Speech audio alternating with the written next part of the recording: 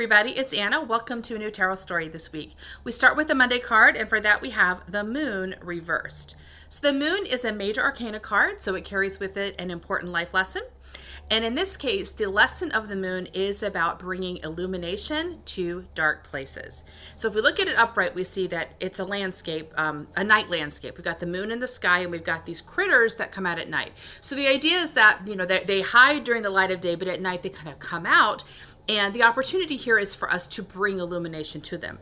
So often the moon connects to parts of ourselves that we think are monstrous or demonic. And often sometimes people even think that there's energies that have kind of are infesting them. That's where the idea, I think, of demonic possession comes from, is there are parts of ourselves that are cut off and buried. So we don't even recognize them as part of ourselves sometimes, but they are. There are parts of ourselves that have been cut off due to feeling trauma or overwhelm. And our mind, when we're feeling overwhelmed or traumatized, the mind, as a survival mechanism, just buries it, right? Just cuts it off from the whole, puts it in a closet, puts it underground, and pretends it didn't happen. But when the moon card shows up, it tells us we are ready now to recover a part of ourselves. We're strong enough, we're wise enough, we're loving enough to go into these places and unbury the part of ourself that's in pain and has been exiled.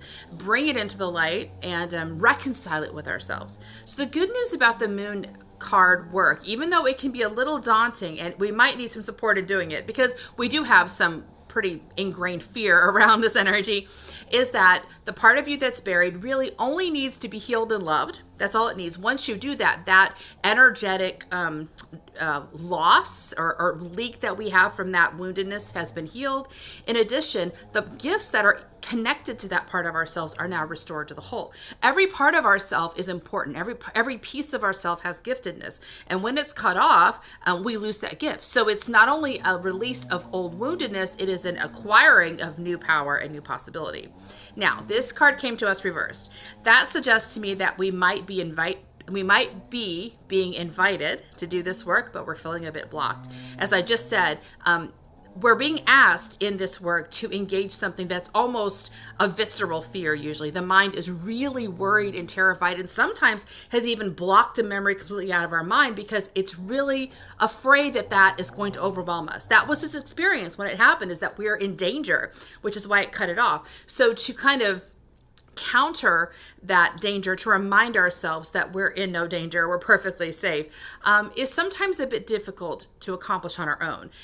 So if you feel like there's some energetic leak happening, you're feeling blocked, you're feeling depressed, you can tell something's wrong, you might want to ask for a friend or a colleague or a mentor, someone to help you find where this buried part of yourself is. This is work I do with my clients as well. So if something's coming up and you don't have someone else to turn to and you want some help, let me know.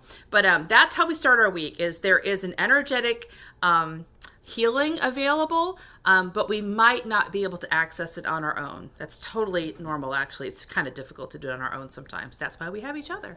So that's Monday's card. I'll see you tomorrow for our next one. Bye.